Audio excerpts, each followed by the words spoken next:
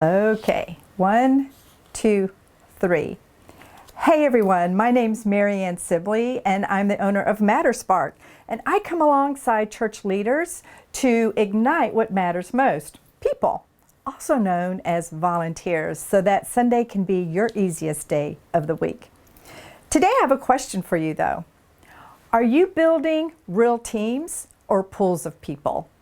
There's a big difference, and I'm going to talk about that with you today. I'm going to share with you what is a pool of people versus a real team and give you some really easy steps to get you there.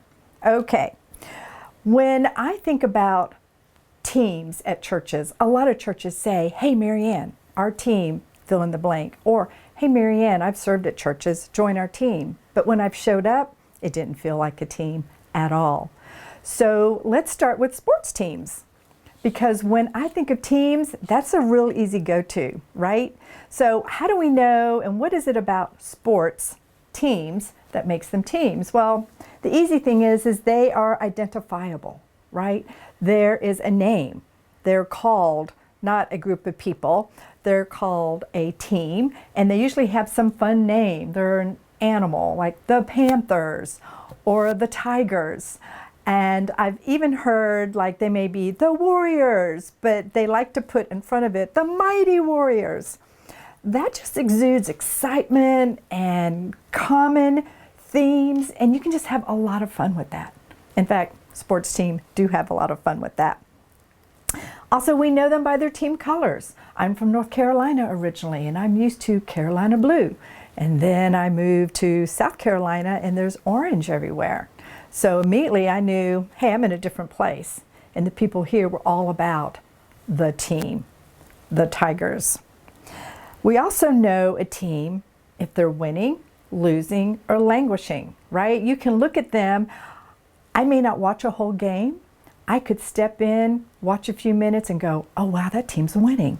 They're crushing it, or oh, that team's not doing well, are they?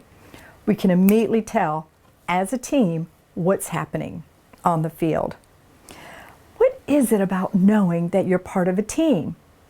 That's just something that we all are made for. God put in us to be part of something bigger. It's called the kingdom. It's Him. It's in us. And it should be joyful and fun and exciting. And we're all made not to do this alone, right? But when I think about church in general, because here's the thing, I did not grow up in church at all. Like, I didn't get invited to church until I was 40. And for a lot of reasons, but one of it, I thought, well, church people are boring and judgmental, and I'm sure they won't like me, and I'm sure I won't like them, so let's just not meet. But God had a different plan. We don't have to be so serious all the time in church. Now, the gospel is 100% serious, without a doubt.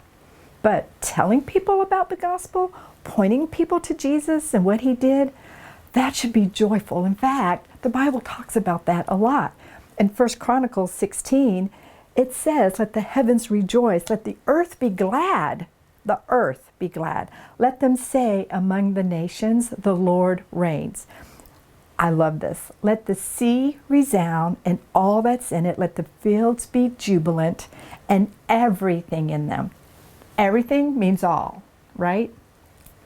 Then the trees of the forest will sing. They'll sing for joy before the Lord. And here's the thing, I'm not a singer, but I think if a tree can sing for joy, so can Marianne. So when I put this up against what it's like to serve in church, and the trees are singing, and the seas and the fields are just roaring with such jubilation, and I don't see that reflected in the church, I kind of go, what's happening here? So you may be asking, why is it wrong to have pools of people? And I would ask, why are we so complacent with that when I read scripture? Let's talk about what pools of people look like, because you may be wondering, I don't know, maybe I think I have a team. Okay, 1, pools of people are not sure who their leader is or even if they have a leader, right? Real teams have a coach. They know, oh, that's the coach, that's the leader. Pools of people don't know, or they may have a titled leader, but they're like, I don't want to follow that person. They don't act like they care. They're confusing. They're doing everything. I'm just sitting here. I might as well go home. So pools of people don't have a leader or a real missional leader. Pools of people kind of know each other on the surface level. They see each other semi-regularly, but there's no digging. There's no family. There's no real tie.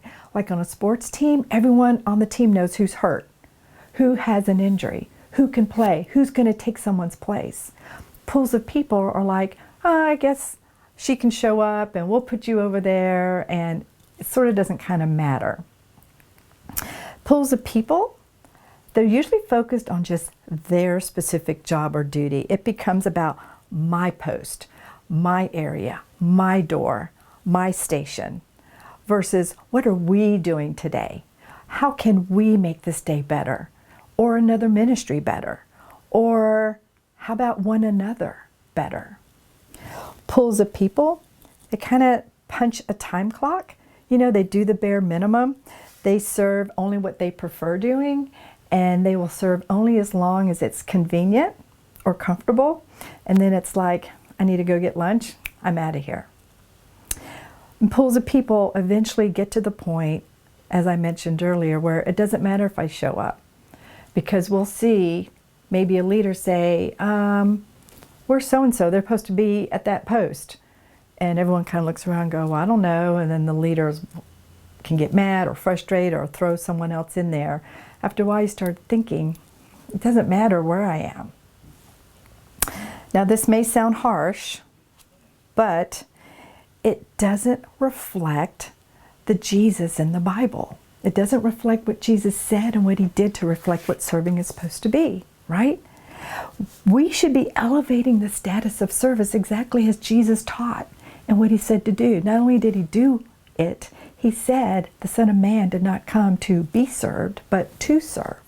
So if Jesus has it elevated, why are we okay with just, that's fine, that's enough?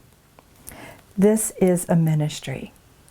When I used to hold orientations, I would say, I'm going to talk really fast, I'm going to talk a lot, but if you only hear one thing, I need you to hear that this is a ministry. And not only is it a ministry to the people whom we're serving, it's a ministry within the team, with our one another's. That's where the magic happens. So let's talk what a real team looks like. So first of all, they have a real leader. This is a leader that's been intentionally vetted and encouraged and equipped, right? It says in the Bible we're to equip the saints. So we've equipped them appropriately so that they are the ones that are sold out for the mission. They're not about the title. They are there to serve and then equip their team volunteers to be the best them that they can be. Number two, real teams, they really know each other. Like they're family. So with greeting, I always hear, oh, Marianne, it's just greeting. How hard can it be? Here's the thing. It's not about the greeting. It's about the person doing the greeting. It's always about the people. I had a team leader named Mac. Man, I wish you could meet him. And he knew his team like nobody's business. And I'll talk about offboarding later. But what I would do is I would empty all the teams. And you had to literally re-sign up if you wanted to come back. And if not, that was fine. But Mac's team would be the first one to fill up. There would be a waiting list for Mac. People would be, I know it's full, but can you promise me I can get on his team? Meanwhile, I'll serve somewhere else. But Mac had a waiting list.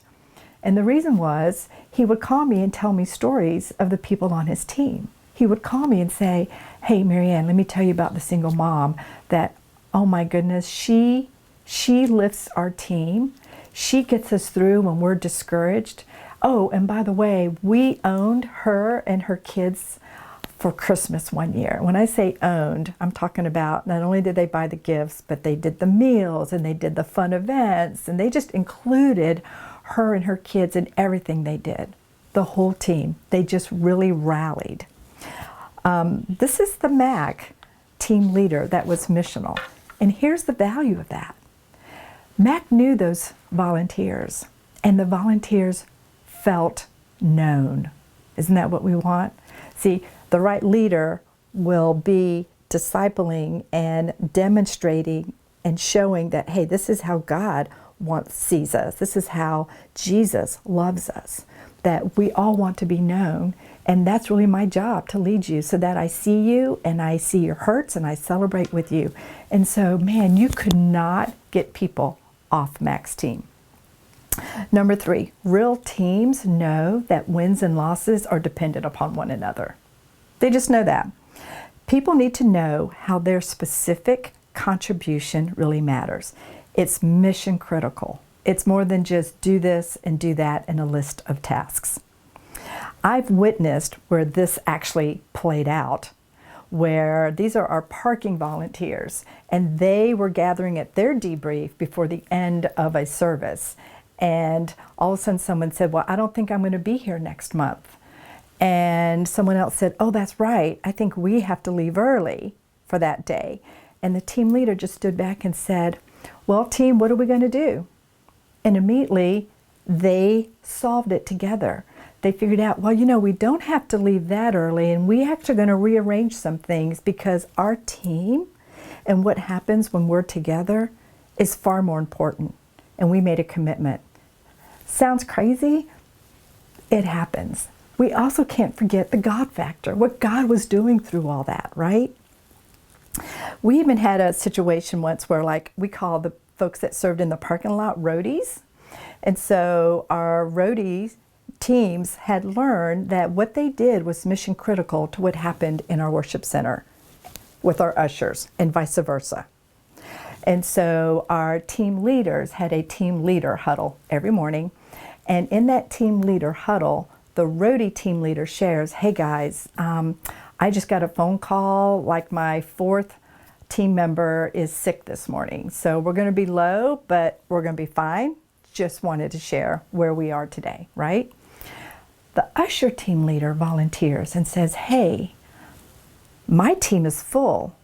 In fact, I can probably give you, I've got 2 or 3 folks on here that would be great. I'll talk to them. How about they join your team for the day? That happens. Those are real teams. See, it expands beyond the roadie team thinking we're a team and the usher, the team. It spreads into other ministries and to other teams because we know this is the day the Lord has made. How are we going to honor it together? 4th, they know when, where, and how to show up. I mean, you don't have to tell any sports team, oh, we have a game. Are you going to be there? Do you know where we need to be? It can happen on real teams. In fact, not only do they know when they're supposed to show up, they're excited about it. Remember Mac I shared with you guys? Well, Mac was on the red team. So we set up our volunteers into 4 teams, and our volunteers served once every 4 weeks.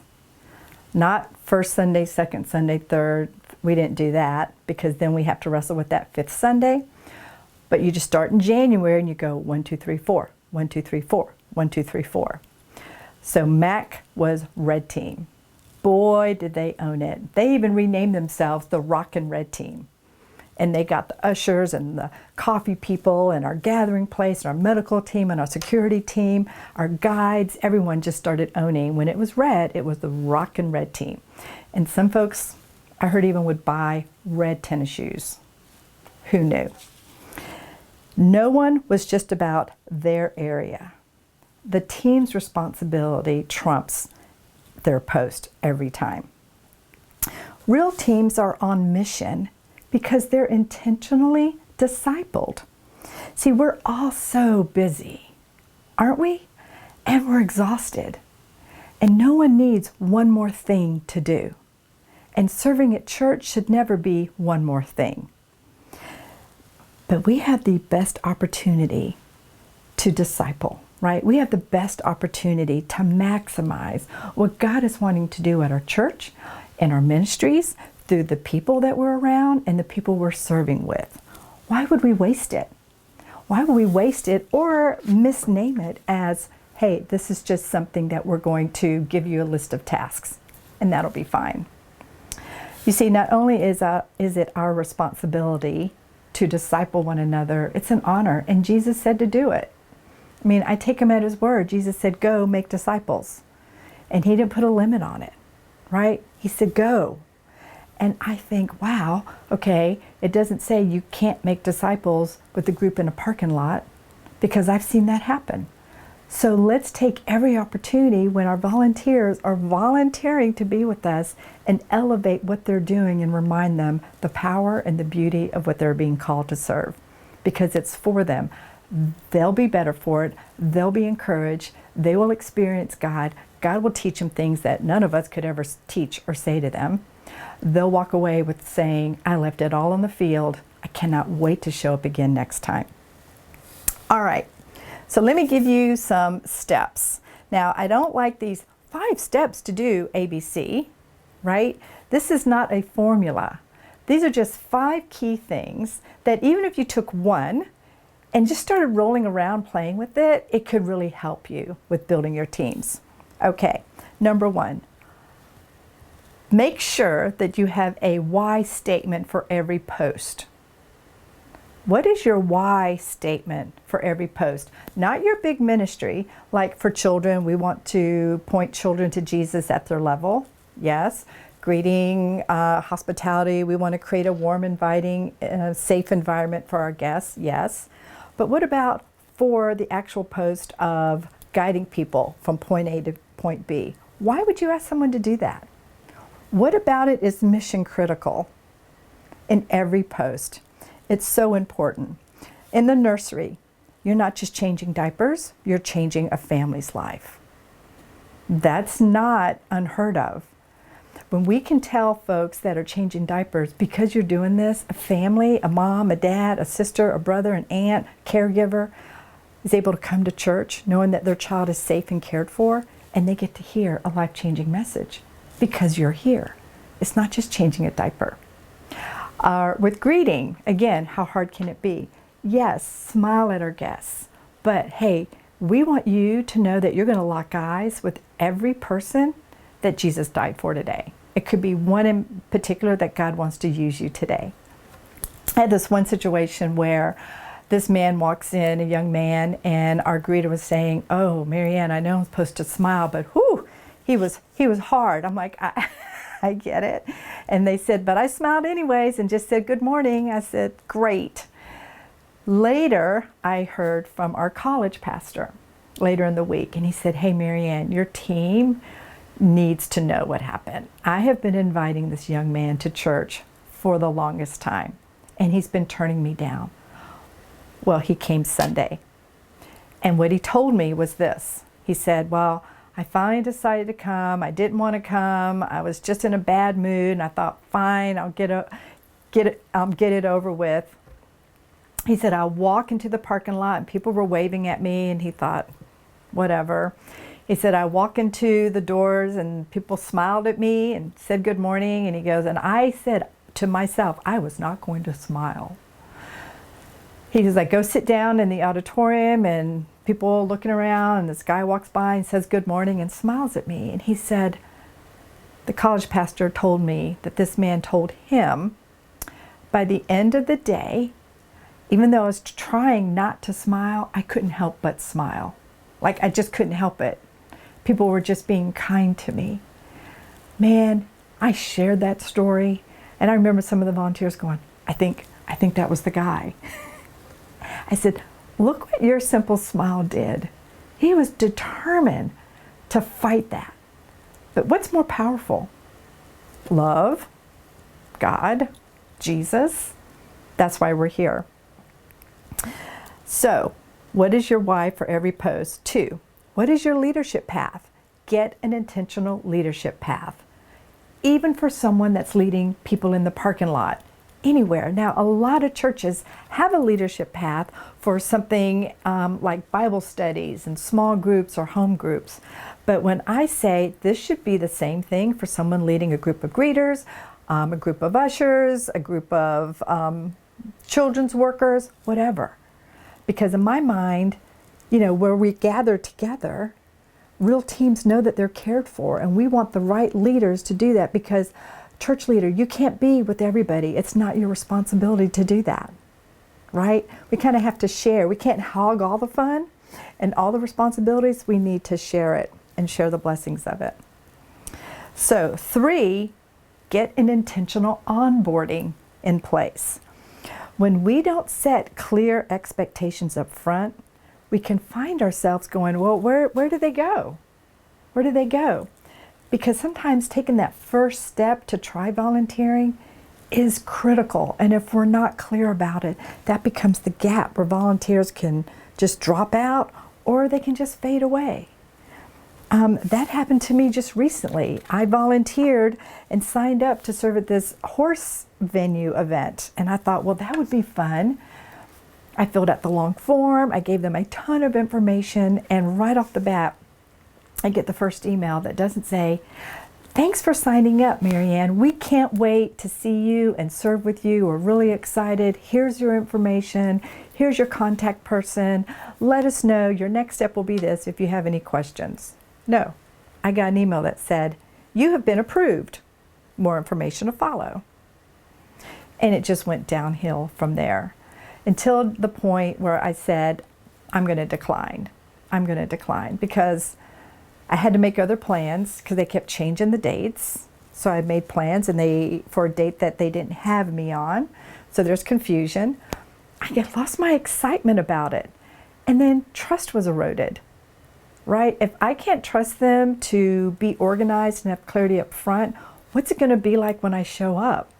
Am I going to be frustrated all day? Because I have done that. I have experienced where I'm like, give you the benefit of the doubt, and I show up, and I have seen volunteers walk away in the middle of an event because they were like, I can't do this anymore. We don't want that experience to be for our volunteers. So your onboarding needs to be a really good onboarding, and you need to have a regular rhythm for it, not just when you're desperate. Desperation's never good, not just when you feel like it, but something that everyone, all the volunteers know, oh, the next onboarding orientation or tour is here, right? So develop what that looks like. And then let people try it. That's part of the onboarding. Again, holding loosely, not being desperate, but we would say, hey, come hear the why. Okay, refer back to number 1. What is the why? And they're inspired and like, wow, this is more than just greeting. This is a ministry. I think I want to be a part of it. And then you say, great, come try it before deciding, before committing. In fact, we even would make name badges that would say to anyone that was first look, as we called it, it's like no pressure, just looking.